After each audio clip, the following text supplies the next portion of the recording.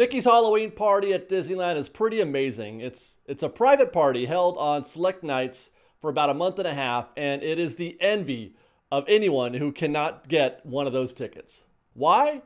Well, because it's Disneyland in a way that you never get to see any other time of year. You could even go to the park the same day as a Halloween party, and it's still not the same. As such, most fans don't want to waste a single minute. They don't want to make a mistake about what to do or when to do it. I mean, it's a 6-hour party by itself, so there's a lot of pressure to make the most of it. So we'd like to share some of our tips on how best to enjoy Mickey's Halloween party, and perhaps in the process, whetting the appetite for some of you to join us next year. And our first tip is to buy them early. Don't wait. The first day that they become available is the day you should be looking to get them. They sell out pretty fast, especially the good nights like Fridays.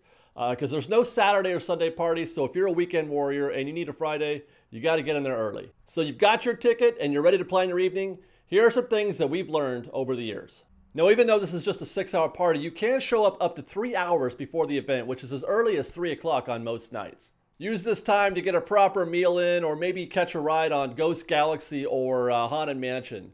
We recommend these two attractions because they're Halloween attractions, but they're the same before and after the party all throughout the Halloween season, so you aren't missing anything if you see them before the party. In general, you want to spend those 3 hours doing those things that you can do throughout the year or throughout the Halloween season and that are not unique to the Halloween party. Get that stuff out of the way. It's now 6 p.m. and you're ready to start your Halloween party, but you need to resist the temptation to start jumping into treat lines because those treat lines are going to be there all night, and every single year, no matter what, they are always longest at the beginning of the party as opposed to the end of it. So you want to try to save going to the treat trails until the end of the night. So what we recommend during the first hour or so is to use that time to meet your favorite characters in costume. You'll find characters in Toontown, at Town Square, and in Tomorrowland as well. But do keep a careful eye on the clock, like we said, maybe an hour or so doing this, because there are some things that you do not want to miss, and you want to be prepared and ready to go for when those events start. And those events obviously are the Halloween Parade, the Cadaver Dance, and the Halloween Fireworks.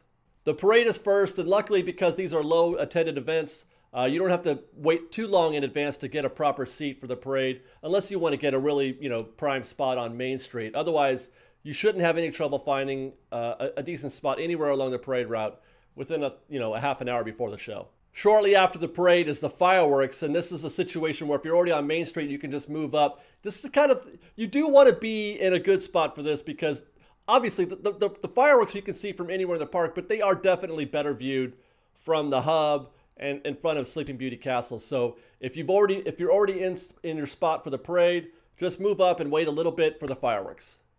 As for the Cadaver Dance, there are a few showings throughout the night, so you can kind of, pick your spot where you want to see it. But over the past few years, a show has usually come up right after the fireworks. So that's what we've always done, is go directly from the fireworks by hanging a left into Frontierland or into New Orleans Square to catch the Cadaver Dance on the Rivers of America. And again, you don't have to worry too much about getting a good seat because this show is a moving target anyway. The Cadaver Dance do their performance on a Tom Sawyer raft, and it floats up and down the Rivers of America. So, you can't get a good spot to see the whole show because it will move away from you. But if you're in a bad shot or if you're in a bad spot, it'll come to you. Now, what you can miss is the Jack and Sally meet, and I feel like this is probably going to get some scorn from some folks because meeting Jack and Sally during the Halloween season obviously is a priority. But in our experience, or at least in our situation, we found that that's an hour wait, and this is a 6-hour party, and you don't, like I said, you don't want to miss any time. I could see Jack and Sally anytime throughout the Halloween season, and seeing them during the Halloween party isn't anything additional other than perhaps the setting is, a little bit more intense. So if that is not a high priority for you, definitely skip meeting Jack and Sally and save that for another trip during the Halloween season. So at this point, you've seen the parade, you've seen the Cadaver Dance, and you've seen the fireworks. You should hopefully have still about 2 to 3 hours left, and now is time to hit the treat trails and any attractions that you wanted to hit that you put off. Mind you, save the attractions also for the end of the night. Short lines, light crowds. You can hit a lot of your favorite stuff at the end of the evening as well. As far as candy goes on the treat trails, they're pretty much the same throughout. So there's no tips on which trails to hit to get a certain kind of candy. But I will say that some treat trails are more fun than others. Some of my favorites, my favorite one is Village House in Fantasyland, and then also the trail at the Golden Horseshoe is pretty good. The first couple years we went, the one inside the Main Street Opera House was great. They got little zombies in there, which was nice. And then you could also watch a cartoon on the screen as you walk through, like a Halloween-themed Mickey cartoon.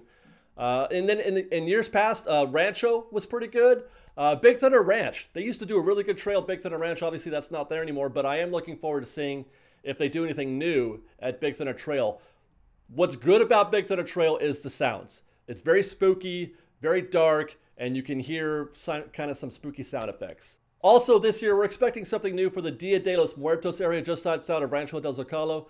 Coco's coming out soon, so that's a natural tie-in, so check that out. Now, for those of you who are ride junkies and are not that into the Halloween festivities, the Mickey's Halloween Party is still a great night for you because you can crush all kinds of rides that evening because, as I mentioned before, the lines are going to be short almost all night, and you could pretty much hit the whole thing. You could hit all your favorites, I'm sure, in one night. A lot of the attractions by the end of the evening are walk-ons, so it's well worth it in my opinion. Plus, you know, bags of candy. And finally, in general, and as is usually the case when going to Disneyland, keep an eye and an ear out for some unique Disney magic. Talking scarecrows, for example, or maybe some villains walking throughout the park, some lighting or special effects. So there you go, Fresh Baked. Those are our favorite tips for enjoying the Mickey's Halloween Party this year. But if you can't make it this year, you can definitely count on Fresh Baked covering the whole thing in our complete, unique, and very fresh baked way. And until then, love Disney every day and fresh baked.